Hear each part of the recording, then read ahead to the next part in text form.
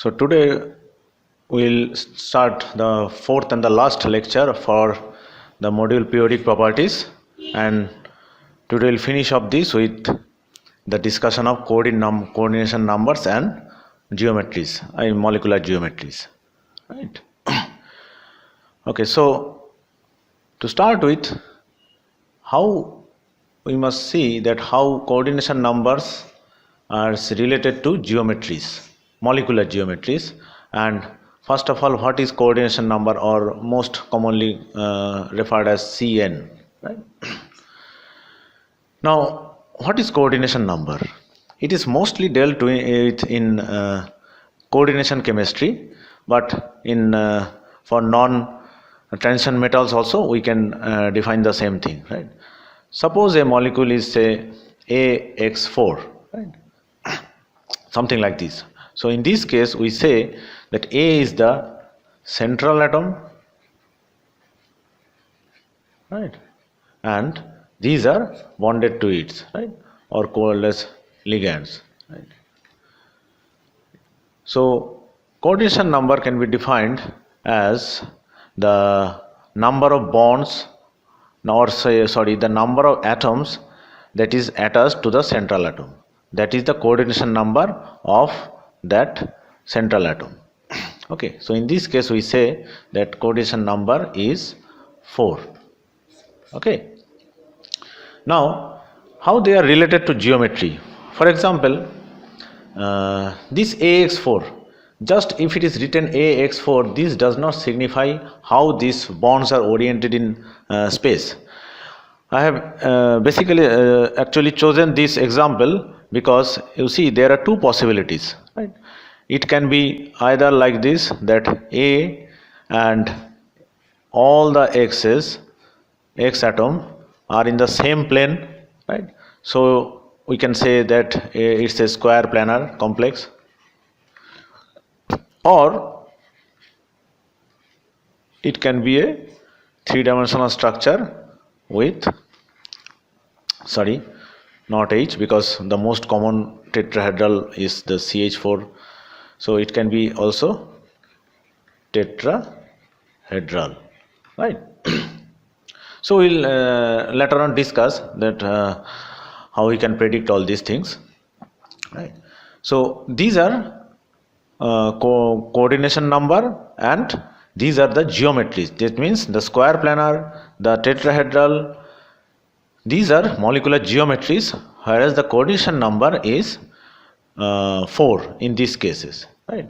So in this case, though the coordination number in both the cases is 4, the geometries can be different, right? Though they are related, but they are not always I mean, you cannot predict that it will always be square planar or tetrahedral. Okay, now you see there are some common things. Now coordination number, we start from 2. If the coordination number is 2 in this case they are all metals, right? So here you can have a linear geometry, right? Because that's the only thing, where the two bonds can be far away from each other. Why they are so, we'll discuss later. With coordination number 3, it can have a planar structure and a trigonal planar structure, right? It's a triangular planar structure. So the example here is a platinum complex of triphenyl phosphines. Okay. Now what is PPH3? If you do not know this, it is nothing but this one. Okay, a phosphorus attached to 3 phenyl groups. This is triphenyl phosphine. Okay. Okay. So there is a lone pair. It bonds to the metal with this one. Okay. Then, as we saw in the last slide, that with coordination number 4, we have two possibilities. One is square planar and another is tetrahedral. Now these are not the only examples. There are numerous examples you can find in any book or you can search on net, there will be numerous examples of these complexes, right? Suppose for tetrahedral, there are mostly all these zinc 2 plus complexes on the biological systems, right? They are tetrahedral. Okay. Now similarly for 5 coordination number, this is the trigonal bipyramid. Trigonal bipyramid. See the name. Why it is bipyramid? A pyramid is a square or a triangular base, right, and a apex there. Right. Now this is a trigonal pyramid. Trigonal because the base is triangular, right here, and there are 2 pyramids on both sides. That's why it is called a bipyramid. Okay. Now again, with 5 coordination number, we can also have the square pyramidal structure. Right? That means there is a square base, right? The central metal atom is here, right? And there are 5 bonds, 4 on the base and 1 on the apex, right? And the most common of them, right, is the octahedral with 6 coordination number, right? Thousands and thousands of coordination compounds are there who form octahedral structures. Another variation of octahedral complex is, not octahedral, 6 coordinate complex is the trigonal prismatic, right? So the metal is here and you have 6 bonds to the 6 corners. Now some rare coordination number are this pentagonal bipyramid with 7 coordination numbers, right? An example is IF7 of the non-metal system. And for coordination numbers 8, you can have a cubic, dodecahedral, square antiprism. Now what is this cubic? Is easy to understand, that a metal is in the, say, the center of the cube, and at all these apex the ligands are attached. Okay, so there are 8 vertices, so that forms the ligand sites. Now what is a dodecahedral? It seems to be a complex one, but see, hedral means, as we discussed before also, this hedra means sides, right? Hedral, that means dodeca means there are 12 sides here, right? You can see, you can count it, right? There are 12 triangles here. Okay, and how many vertices? See, 1, 2, 3, 4, 5, 6, 7 and 8. So again 8 coordinate metal, right? Okay, and this is square antiprism. Just if you twist this cube, suppose you have this face fixed, right? Fixed at the bottom, you have fixed it and you are twisting it.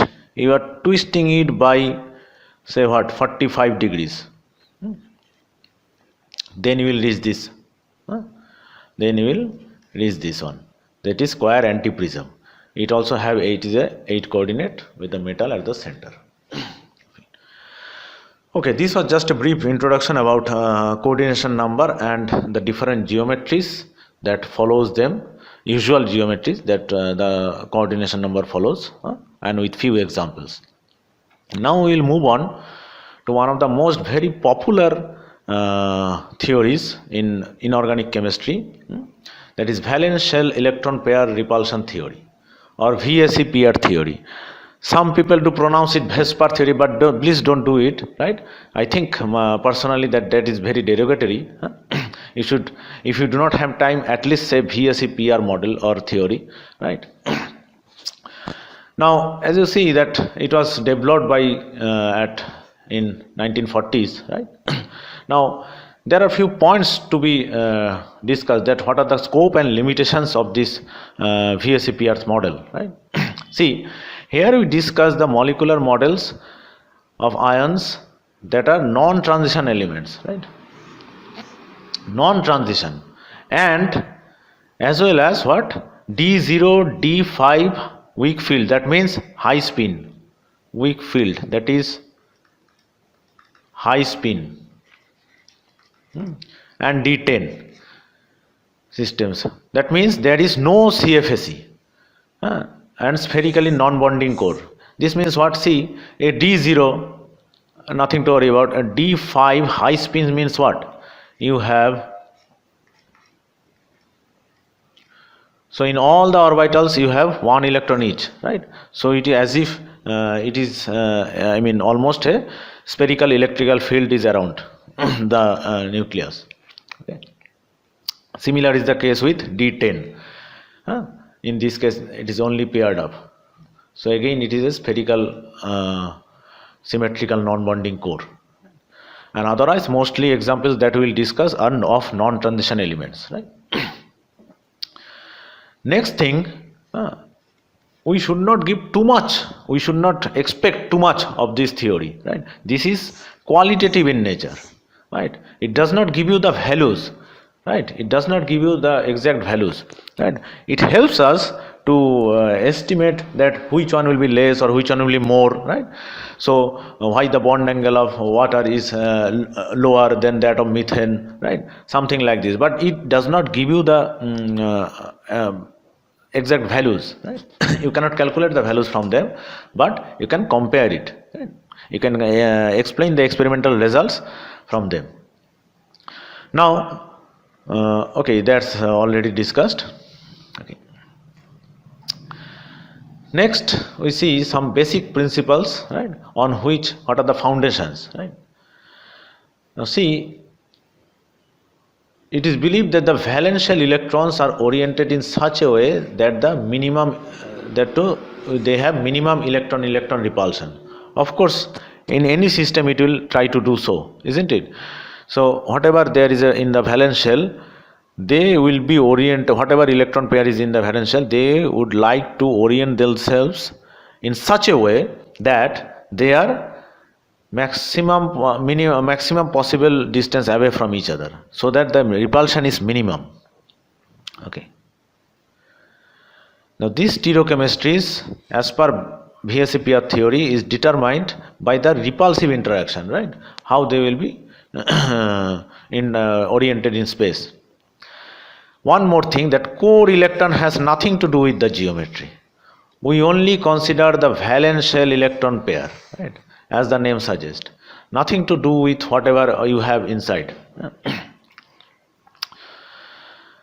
So in the last few lectures we discussed about this effective nuclear charge and all that, right? That will not come into consideration here. One more important thing, multiple bonds do not affect the geometry, right? They only follow the associated sigma bond. This is very true. Why? Because you cannot find an atom, right, which is bonded only by a pi bond, right? You cannot find an atom which is bonded only by a pi bond, right? It is always associated with the sigma bond also. If you have a pi bond, then there has to have a sigma bond, right? So obviously that won't determine the geometry. That won't geometry, the basic geometry, right? There will be some certain alterations that we will discuss when we discuss the examples, right? But one thing you keep in mind, that double bonds or these multiple bonds will not alter the basic geometry. So only bond pairs, sigma bond pairs and lone pairs are responsible. Now see, I have stated here as rule 1, but there is no rules like this, right? You can have numerous rules in VSEPR theory as per you, right, as per your explanations, and just forget about it. You do not have to remember this as rules, right? Just feel the essence of this what is written here.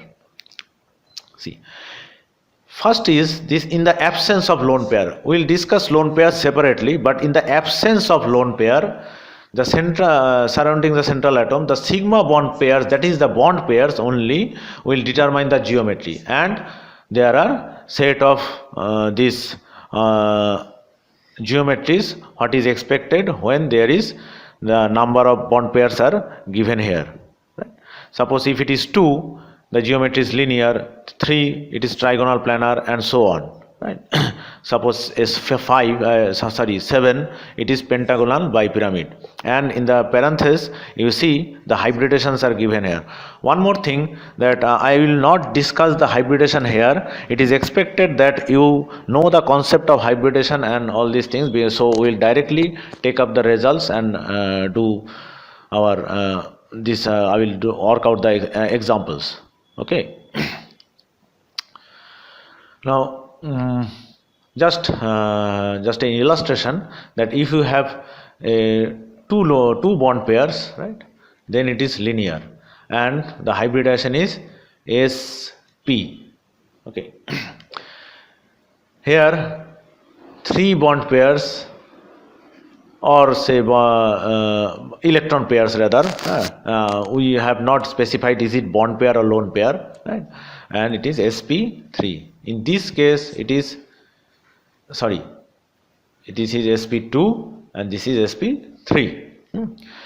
And see the bond angles, these are what? Ideal bond angles, right? There are always exceptions and there are variations. Why does those happens? We'll just see in some few moments later. So these are ideal bond angles. A linear, a bond angle of 180 degree. If it is trigonal planar, a 120 degree.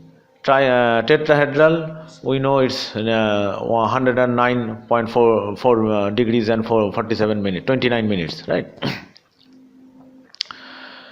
Okay. Next, trigonal bipyramidal. So the hybridization is sp3d. Right. Now there are two types of bond angles here: the equatorial and the axial.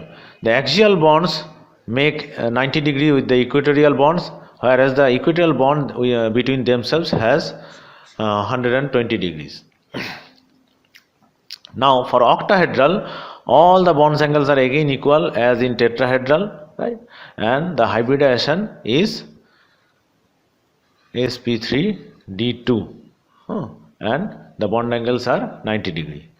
And very uncommon, this sp3d3 case, where it is pentagonal bipyramid. It again has a two type of bond angle as in trigonal bipyramid, and they have two types. One is on the equatorial plane you have 72 degrees, and obviously the axial makes 90 degree with the equatorial plane bonds. Okay, now let us take examples, right? And okay, before that we do another our rule, if it is you can call it so, that lone pair repulsion is more strong than the bond pair repulsions, right? And in fact the repulsion order is in like this, right? Lone pair repulsion is most, followed by the bond pair, and the bond pair repulsion is least, right? Why it is so? This is important to understand. Suppose a bond between A and B is there, right? Now say B also has a lone pair like this. Now this bond pair, whatever be the electronegativity and of difference between A and B, it is mostly located where? In between the bond, in between the two atoms, right? So this bond pair is tightly held, right? Tightly held between the two nucleus, right? Isn't it? So suppose there is another bond here with B, right? With lone pair. So you have another tightly held bond pair, right? So they cannot come up here and interact with each other very easily, because they are have a definite space to live in. Okay, but whereas these lone pair are loosely held and they are attracted only by one atom, right? By only one atom B. So held by only one atom, one nucleus. So loosely held. right? Hence, they interact more with each other. So, if you have two bond pairs, now if you imagine if you have two bond pairs, they interact more closely and their repulsion is even higher, right? Because they are much close to each other also. If you have bond pair, two bond pairs on see this B atom, B nucleus, then they are much close to each other because they are held only by this B, right? There is no other atom to attract it, so they are more close to each other. As such, more repulsion is there. Okay.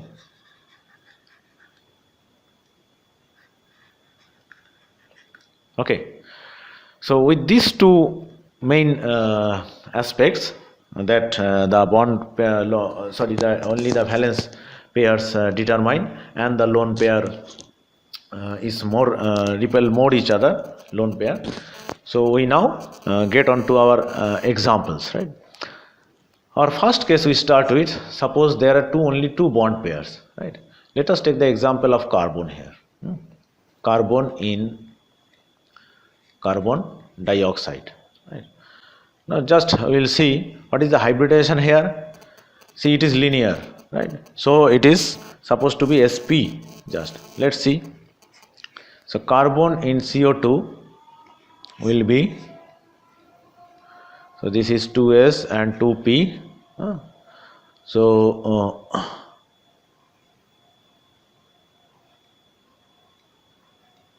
okay, now these two actually forms the sp hybridization, and these two, and they form sigma bonds. Okay, they form sigma bonds with oxygen, whereas these two anhybrid orbitals gives the pi bonds.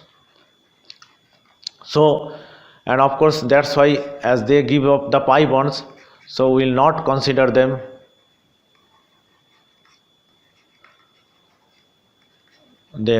for geometry determination. Okay. Okay. So it will look like, right, sigma bond with oxygen, sigma bond with oxygen, and one more pi bond with oxygen, one more pi bond with oxygen, and the oxygens of course here will have two lone pair on them.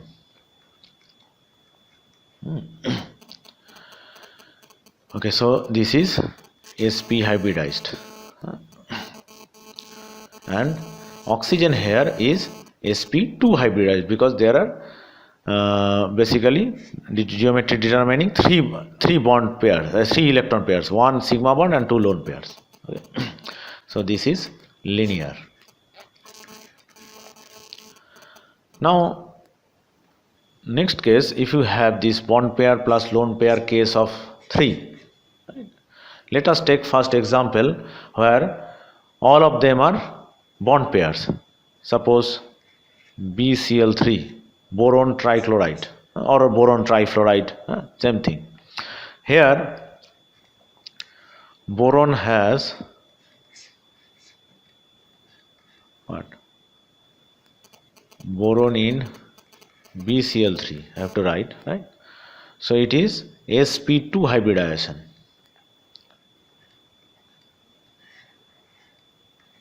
sp2, and each of them forms sigma bond with chlorine, right, giving rise to a structure of trigonal planar structure with 120-degree bond angle.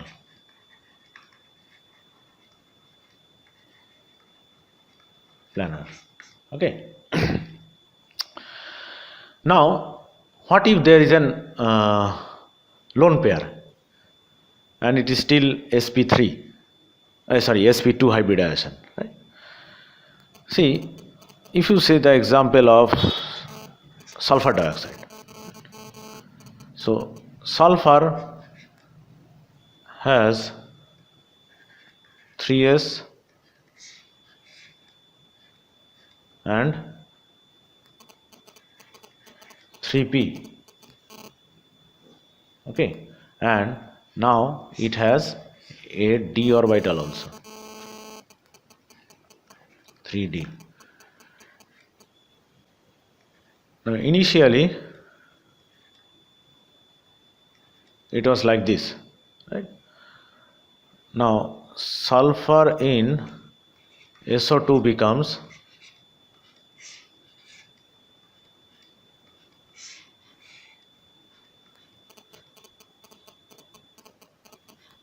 okay, what it becomes, one of it is promoted to D. So 1, 2, 3, 4. Now we have 4 unpaired electrons, right? Now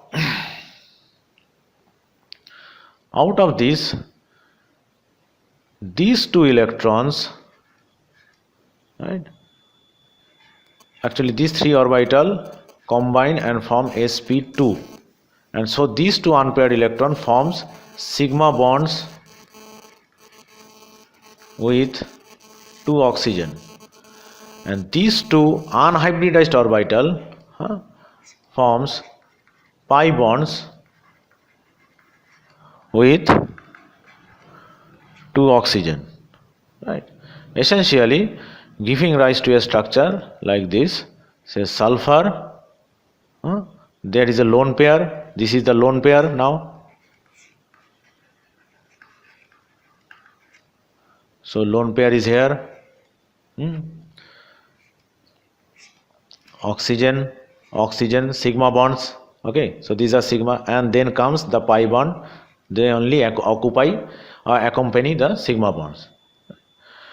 Now we come to that rule 2, or the bond pair repulsion is less than bond pair lone pair repulsion, because it is lone pair and this is much loosely held and much closer to sulfur.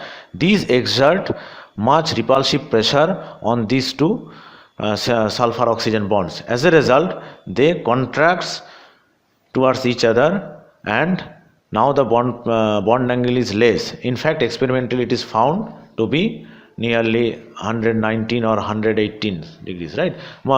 Importantly, what is important is it is lower than 120 degrees, so it has decreased.